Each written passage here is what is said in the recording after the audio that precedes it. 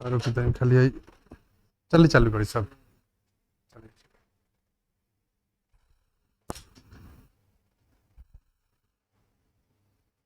चालू बनू। नमस्कार। लिख पर एप्लीकेशन चैनल पर आपका हार्दिक स्वागत है। मैं अमरिंदर कुमार। पिछले बीपीएससी बहुत सारे एग्जाम को मैंने क्रैक किया है और उसका अनुभव आपके बीच में शेयर कर रहा हूं। ये कुछ बीपीएससी जो TRE 1 टीचर रिक्रूटमेंट एग्जामिनेशन जो पिछले विगत 2 सालों में हुआ है, TRE 1 TRE 2 TRE 3 भी हो गया और TRE 4 आने वाला भी है। तो मैं इस चैनल के माध्यम से, इस एप्लीकेशन से के माध्यम से आपको मैं अवगत कराना चाहता हूं कि इसमें बहुत सारे इस चैनल पर, इस प्लेटफॉर्म पर अच्छे तरीके से आपको साइंटिफिक वे में बताया जाएगा कि आप एग्जाम को कैसे निकालें। क्योंकि कहा गया है ना कि ओलंपिक हो या कोई भी एशियन गेम हो या कोई भी गेम हो या दुनिया में कोई भी किसी भी सेक्टर में आप सफलता तब अर्जित करने की आपकी प्रोबेबिलिटी संभावना ज्यादा होती है जब किसी व्यक्ति के पास, वैसे व्यक्ति के पास जाएंगे जो वहां से चलकर आया है। वो व्यक्ति अपने अनुभव ज्यादा शेयर कर सकता है। तो ज्यादा ना बात करते हुए मैं अभी एक सीरीज लेकर आ रहा हूं, बीपीएससी सीरीज, मैराथन सीरीज चलेगा। भी आगे इस पर हम लोग बात भी करेंगे। तो बीपीएससी विगत टीचर रिक्वायरमेंट एग्जामिनेशन से मैं जितने भी प्रश्न आए हुए हैं सबसे पहले उसकी बात में चर्चा करता हूं। और अभी नीतीश कुमार अभी हाल फिलहाल परसों तरसों ट्वीट किए हैं कि TRE 0.4 यानी कि चौथा चरण का जो बहाली आ रहा है, नियर अबाउट 50,000 से ज्यादा वैकेंसी होगा। उसके लिए आप लोग तैयार हो जाइए। तो 2-3 अभी बिहार में, क्योंकि अभी लेजिस्लेटिव चुनाव है, विधानसभा चुनाव है, तो इस नजर से भी देखा जाए तो अभी ये जो मंथ चल रहा है 6 मंथ का, ये कहिए कि आपको वैकेंसी मंथ है। वैकेंसी मंथ है क्योंकि बहुत सारे वैकेंसी, सचिवालय सहायक की वैकेंसी आ चुका है, आपको बहुत TRE 4 भी आने वाला है और बहुत सारे एग्जाम, बिहार पुलिस, बिहार दरोगा, बहुत सारे एग्जाम है। तो मैं इस लिख पर चैनल के माध्यम से आपको मैं बताना चाहता हूं कि बहुत सारे एग्जाम है जिसके बारे में मैं बताऊंगा। तो सबसे पहले इस सिलेबस को देखा जाए, सिलेबस में क्या पूछता है। टीचर का एग्जाम है, देखिए इसमें हिंदी भी होता है, इंग्लिश भी होता है, जनरल स्टडी होता है, मैथ होता है, रीजनिंग होता है। मैं अभी 1 to 8 की बात कर रहा हूं क्योंकि 3-4 एग्जाम इसमें होता है। जैसे कि 1 to 5 के लिए, 6 to 8 के लिए, 9 to 10 के लिए और 11 से 12 के लिए। इस चैनल पर मेरा एक इंटरव्यू भी है जिसमें मैं बीपीएससी टीचर से संबंधित रिक्वायरमेंट की बात, उसके संबंधित रिगार्डिंग बात किया हूं और लाइब्रेरियन से रिलेटेड बात किया हूं। और लाइब्रेरियन का भी बहाली आ रहा है, तो बहुत सारे बहाली बोल रहे हैं ना। ये चुनाव साल जो है बहुत सारे वैकेंसी और विद्यार्थियों के लिए और जो स्ट्रगलर है उसके लिए बहुत अच्छा मंथ है। तो चैनल पर सबसे पहले हम बात करते हैं सिलेबस की बात में।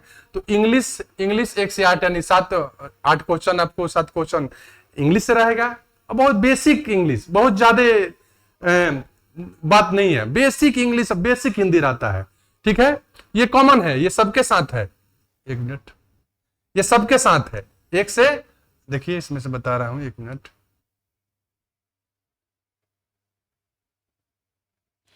एक से 8 फिर आपको हिंदी है, जनरल स्टडीज है, मैथ है और रीजनिंग है। तो थोड़ा क्वेश्चन की बात करते हैं, इसमें देखते हैं। एक से, इसमें हिंदी है, इंग्लिश है, सॉरी, ये क्या है, अंग्रेजी है, ये हिंदी है, ये आपको क्या है, जनरल स्टडी, जीके बोलिए, जीएस बोलिए। फिर आपको मैथमेटिक्स है और रीजनिंग है। ये आपको 1 to 5 और 6 to 8 के लिए ये सिलेबस ऑर्गेनाइज्ड है, स्टैंडर्ड यही है। और फिर 9th 10th में चलिएगा ना, तो थोड़ा सा इसके बारे में बताता हूं। ये आपको 1 to 5 और 6 to 8 यानी प्राइमरी के लिए और 1 to 8 के लिए, 1 से लेकर 8 तक का ये सिलेबस है। आपको हिंदी, इंग्लिश और ये क्वालिफाइंग है, नेचर है, इसमें निगेटिव, इसमें लिखा हुआ है 1 अंक काट दिया जाएगा, बट ऐसा नहीं है। पहले ऐसा होता था, बाद में ऐसा नहीं किया गया, लेकिन एग्जाम में कभी हुआ नहीं है, एग्जाम में कभी नहीं हुआ है। जनरल स्टडीज और मैथ और रीजनिंग है। अगर 9th 10th की बात करेंगे तो वो इंग्लिश हिंदी सेम रहेगा, ठीक है। और एक सब्जेक्ट ओरिएंटेशन, माने आपको विषय से रिलेटेड प्रश्न पूछा जाएगा। 9th 10th अगर मैथ से होंगे तो मैथ से क्वेश्चन पूछा जाएगा उतना लेवल के, और अगर आप आर्ट्स का टीचर बनना चाहते हैं तो आपको वही इतिहास, भूगोल, हिस्ट्री, ज्योग्राफी जो पूछेगा। 9th 10th की बात करें, साइंस से होंगे तो साइंस से रिलेटेड क्वेश्चन रहेगा, लेकिन ये बराबर रहेगा। इंग्लिश हिंदी आपको कॉमन पेपर है, और जनरल स्टडीज भी रहेगा हल्का फुल्का, और आपको ये मैथ रीजनिंग की जगह पर आपको जीके जीएस रहेगा अगर आर्ट्स के सब्जेक्ट के टीचर यानी कि सोशल स्टडीज सामान्य अध्ययन के आप शिक्षक बनना चाहते हैं तो। और आपको ये 9th 10th हो गया, जैसे कि अलग अलग सब्जेक्ट का चीज। और 11th 12th होगा, 11th 12th के लिए सेम वही इंग्लिश हिंदी सेम रहेगा। आपको 120 क्वेश्चन, जैसे कि इसे छोड़कर इसको छोड़ के दिया जाए तो आपको 80 क्वेश्चन सब्जेक्ट से रिलेटेड और 40 क्वेश्चन आपका जीके जीएस। 120 ये और इंग्लिश हिंदी अलग। ये एक नेचर ऑफ एग्जामिनेशन है, कैसे होगा। और इस चैनल पर लिख चैनल पर हम लोग सब कुछ ऑर्गेनाइज मेथड से, साइंटिफिक तरीके से हम लोग इसको चला रहा हूं। तो आप लोग इस चैनल पर जाइए, चैनल को सब्सक्राइब कीजिए और एप्लीकेशन पर जाकर आप कोर्स के बारे में जानिए। चलिए आगे बढ़ते हैं, क्वेश्चन से आते हैं। क्वेश्चन किस प्रकार है, देखिए क्वेश्चन जो है एनसीईआरटी बेस्ड है। एनसीईआरटी में ये इंग्लिश की बात है सब। देखो इंग्लिश हिंदी बहुत, देखिए ये पैसेज है, पैसेज से अर्थ इंग्लिश में जाइएगा तो बहुत सारा कॉमन चीज जो आप एक माने एक जनरल जो स्ट्रगलर है, जो जनरल जो मेथड जानता है पढ़ाई लिखाई का एकदम मिनिमम चीज, वो सब है इस समय बहुत ज्यादा। देखिए पैसेज है, पैसेज को पढ़कर आप बना सकते हैं।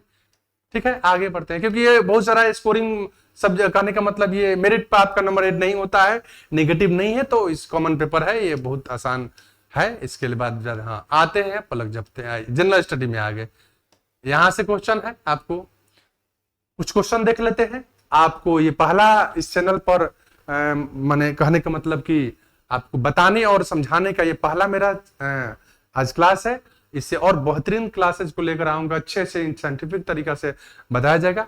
पहला क्वेश्चन 31 नंबर से देखिए, ब्रिटिश संसद के सदस्य बनने वाले पहले भारतीय कौन थे? तो दादा भाई नौरोजी, जिनको grand old man of India भी कहा जाता है। इन्होंने भारतीय स्वतंत्रता सेनानियों में इनका एक अहम योगदान है, कांग्रेस की स्थापना में और कांग्रेस के में अहम योगदान इनका है। और इनके बारे में जाना जाता है कि 3 बार कांग्रेस के सदस्य बने थे। और दादा भाई नौरोजी पारसी समुदाय से आते थे। इनके बारे में महात्मा गांधी को कोई नहीं जानता, कौन नहीं जानता है, गोपाल की। इनका आंसर ऐसे भी हो जाएगा, ब्रिटिश संसद के सदस्य के रूप में पढ़ने वाले भारतीय दादा भाई क्या हो जाएंगे? नौरोजी हो जाएंगे। इनका आंसर क्या हो जाएगा बाबू? दादा भाई नौरोजी। आगे इसका आंसर क्या होगा? दादा भाई नौरोजी। आगे बढ़ते हैं, आगे बढ़ते हैं, चलिए आगे, चलिए आगे बढ़िए। किस गवर्नर जनरल के हड़प नीति, डॉक्ट्रिन ऑफ लैप्स, यानी कि हड़प नीति का है, व्युत्पन्न सिद्धांत का है, डलहौजी लाया था, तो इनमें डलहौजी हो जाएगा। लॉर्ड ब्लेजली, ये भी गवर्नर जनरल था। लॉर्ड केनिंग, ये सब लोग गवर्नर जनरल था, लेकिन इसका आंसर क्या होगा? डलहौजी। ठीक है, डाक नीति, डाक के बारे में, इसके बाद डलहौजी के बारे में होता है। लॉर्ड ब्लेजली भी सहायक संधि सब्सिडरी अलायंस, इन्हीं के। लॉर्ड केनिंग, ये भी भारत में इनका हम योगदान है केनिंग समय में। तो एक कंटेंट ऑफ मॉडर्न हिस्ट्री। अगर एक बात, बिहार शिक्षक जो बहाली होती है, जनरली इसमें ज्यादा इतिहास की अगर बात करें तो मॉडर्न इतिहास पर ज्यादा आप फोकस कॉन्सेंट्रेट रहिएगा। यानी कि बंगाल विभाजन से लेकर और 57 की 18 बंगाल विभाजन तो है ही, मैंने 1857 की क्रांति से लेकर और 1947 तक इतिहास को आप पढ़िएगा। स्पेशली बंगाल विभाजन, स्वदेशी आंदोलन, आपको ये सब चीज गांधी से रिलेटेड जो इंडियन स्ट्रगल है उस पीरियड की बात करते हैं। नरम दल, गरम दल, इतिहास में मॉडर्न मिडाइवल हिस्ट्री से बहुत कम क्वेश्चन होता है, एंशिएंट इंडिया से बहुत कम क्वेश्चन होता है। तो आप मॉडर्न हिस्ट्री पर ज्यादा फोकस करिएगा। अगर बिहार शिक्षक का, ऐसे बिहार शिक्षक नहीं, बिहार से रिलेटेड जनरल अगर किसी क्या बोलते हैं, किसी एग्जाम की अगर बात करें तो मॉडर्न हिस्ट्री पर ज्यादा फोकस होता है बिहार सरकार। आजकल अभी बीपीएससी का एग्जाम हुआ है, एसएससी का किसी का एग्जाम हुआ है, तो मैं उसमें मॉडर्न हिस्ट्री से बहुत सारा अच्छे क्वेश्चन थे। आगे बात करते हैं। भारत की पहली महिला शासिका दोनों लिखना चाहिए कि ऐसे भी जनरली यहाँ तीनों लेडीज हैं।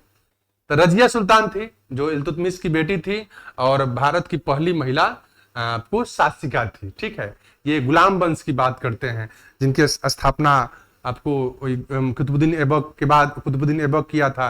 तो बहुत सारे, कुतुबुद्दीन ऐबक है, इल्तुतमिश है, बहुत सारा है। तो Razia Sultan belongs to slave डेंसरी, मैंने गुलाब, रजिया सुल्तान गुलाम वंश से संबंधित है। चांद बीबी भी आपको महाराष्ट्र के आसपास, ये मिडाइवल की बात करते हैं। और नूरजहां ये भी मिडाइवल की बात करते हैं। तो इनके आंसर क्या हो जाएगा, महिला शासक क्या हो जाएगी, रजिया सुल्तान। रजिया सुल्तान यहां से भी आ जाएगा, इसका आंसर क्या हो जाएगा बेटा, रजिया सुल्तान। आगे बढ़ते हैं, आगे बढ़ो।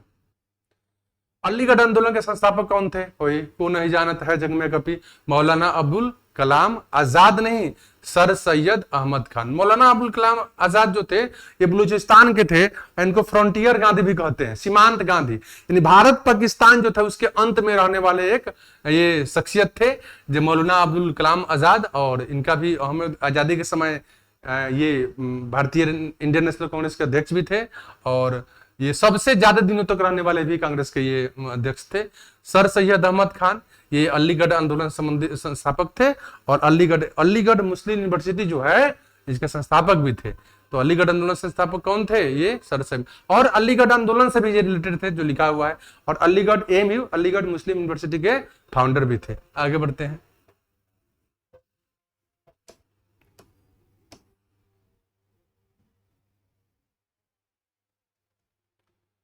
बहुत सारे क्वेश्चन है। 57 की क्रांति में कानपुर के नेतृत्व किसने किया, तो तत्या टोपे, बेगम हजरत, ये क्या बोलते हैं, ये लखनऊ की थी।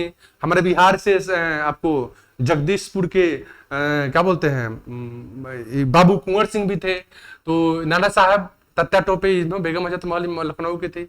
आगे बढ़ते हैं। 57 में आर्य सभा की स्थापना कौन की, आर्य सभा की स्थापना स्वामी विवेकानंद, स्वामी दयानंद, राजाराम मोहन राय, उपरोक्त में से कोई नहीं। बहुत अच्छा क्वेश्चन है। ICS के योग्य होने वाले पहले भारतीय कौन थे, सुरेंद्रनाथ बनर्जी, सुरेंद्रनाथ टैगोर, यही थे सुरेंद्रनाथ टैगोर। ये आपको रविन्द्रनाथ टैगोर के से रिलेटेड दादा भीमराव फिर आ गए यहाँ। INA के संस्थापक कौन थे, सुभाष चंद्र रास बिहारी बोस, सुभाष चंद्र। बहुत अच्छा क्वेश्चन है। Simon commission 1925 2700, Simon commission 25। फिर आगे बढ़िए। बहुत अच्छा क्वेश्चन है। निम्नलिखित में कौन से भारतीय संघ के प्रारूप समिति के अध्यक्ष थे, तो प्रारूप समिति ड्राफ्टिंग कमिटी बोलते हैं जिसको, संविधान को पूरी तरह से तैयार करने का इनका जिम्मा था। 7 गो मेंबर थे, जिसमें अध्यक्ष थे सरदार BR अम्बेडकर, जिसको भारतीय संविधान के पिता भी कहते हैं। ठीक है, तो इनमें क्या हो जाएगा, अम्बेडकर जी, BR अम्बेडकर, जिनके बर्थडे 14 अप्रैल को मनाया जाता है, अम्बेडकर जयंती। आगे बढ़ते हैं। संविधान किस अनुच्छेद के भारत के राष्ट्रपति में आपातकाल 3 गो होता है, राष्ट्रीय आपातकाल, वित्तीय आपातकाल, एक जो राज्य में लगता है। तो there are 3 types of emergency. तो 3 गो भारत के राष्ट्रपति द्वारा, तो एक होता है राष्ट्रपति शासन, एक आपको तो 52, 56, 60 तीनों है। ये वित्तीय आपात है, राष्ट्रीय आपात है और देश आपात है, इसमें आप निकाल सकते हैं। मौलिक अधिकार के बारे में निम्नलिखित में कौन सा कथन गलत है, फंडामेंटल राइट क्या है, उसमें 6 गो फंडामेंटल राइट होती है, इसके बारे में क्या गलत है उसको चॉइस करना है। DPSP के बाद DSP की बात करता है। राज्य के नीति निदेशक तक की अवधारणा किस देश से ले गई, तो आप बहुत सारे देश हैं, उसमें अमेरिका से क्या फंडामेंटल राइट लिया गया, यूनाइटेड किंगडम से आपको पार्लियामेंट्री स्टाइल लिया गया है। फिर भारतीय शून्य काल क्या होता है, 12 बजे के बाद वाला काल को ये आपको पॉलिटिकल साइंस यानी कि पॉलिटी से क्वेश्चन है। भारत की सबसे लंबी नदी कौन सी है, गंगा, जिसकी लंबाई 2525 है, लेकिन ब्रह्मपुत्र भी है जिसका लगभग 2829 के आस में है, लेकिन ये भारत में केवल नहीं बहती है, तो इसमें भारत की 2525 होगा। जमुना का 1300 1700 के आसपास होने में कौन सा नदी भारत में उत्पन्न नहीं होती है, ओरिजिन पॉइंट भारत में नहीं है, उसके बारे में चर्चा करनी है। तो गंगा का भारत में ही है, जमुना का भारत में है, और ब्रह्मपुत्र भारत से बाहर है, तो ब्रह्मपुत्र नदी हो जाएगा। कर्क रेखा से भारत कितने राज्यों से गुजरती है, तो आपको भारत का जो मैप, इसमें थोड़ा सा चर्चा कर लेते हैं। जो क्वेश्चन चर्चा करने वाले हैं उसके बाद में चर्चा मैं कर दूंगा, ठीक है, क्योंकि 1 मिनट पेन ले रहा हूं, ये पेन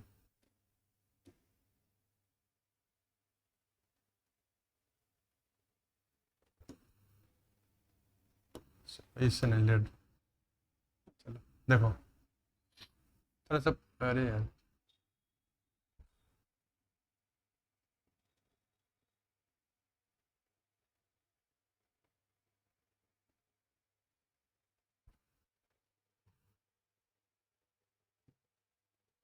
ठीक है, देखो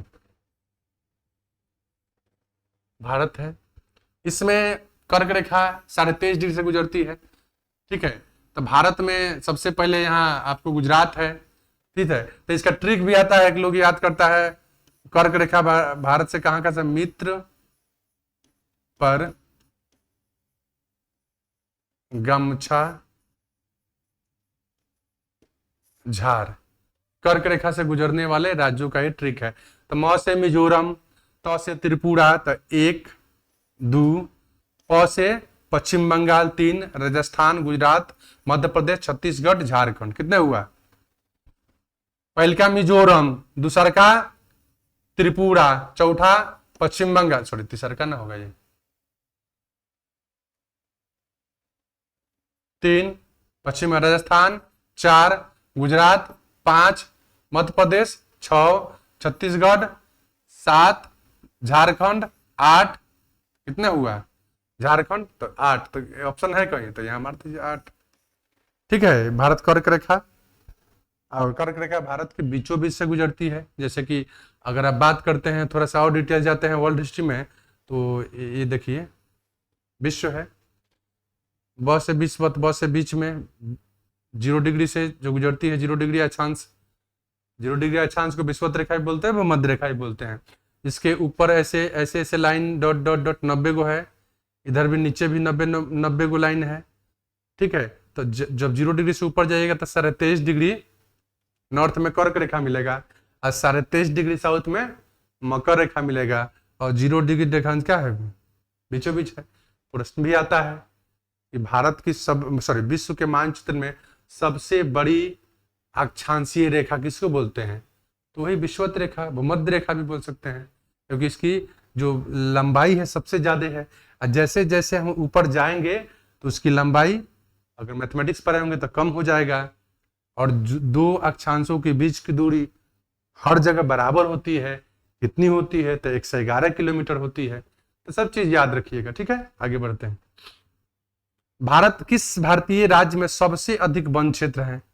देखो अभी यहाँ है, ऑप्शन के अनुसार बनेगा। 2 चीज होता है, एक according to area and according मान प्रतिशत के आधार पर, एक होता है क्षेत्रफल के आधार पर। तो सबसे ज्यादा किधर है? मध्य प्रदेश।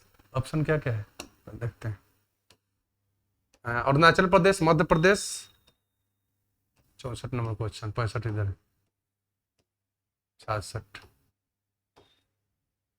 छत्तीसगढ़ उपरोक्त। अभी से ज्यादा 2000। अच्छा, वन रिपोर्ट एक दिन हम पढ़ा देंगे, वन रिपोर्ट हम कमिट कर रहे हैं, कल ही वन रिपोर्ट इसको पढ़ा देंगे। वन रिपोर्ट हम पढ़ाएंगे, जो आया है लेटेस्ट वन रिपोर्ट आएगा उसके बारे में पढ़ाऊंगा मैं।